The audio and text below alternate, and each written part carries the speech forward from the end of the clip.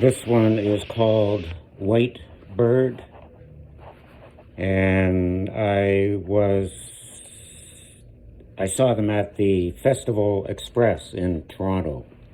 It's a bit of a long story, but Tom Elliott and a few other people went to this Festival Express Saturday morning.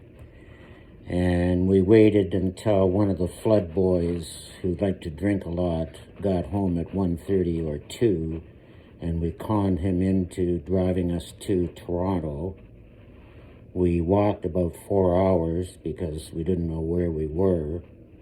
Once we got to the festival grounds, there was a movement called M4M, which I think May 4th movement.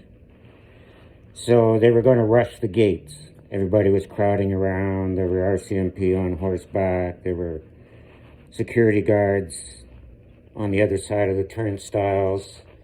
And eventually someone jumped over the turnstile, then another one, and then all the security people fell back and we all rushed in.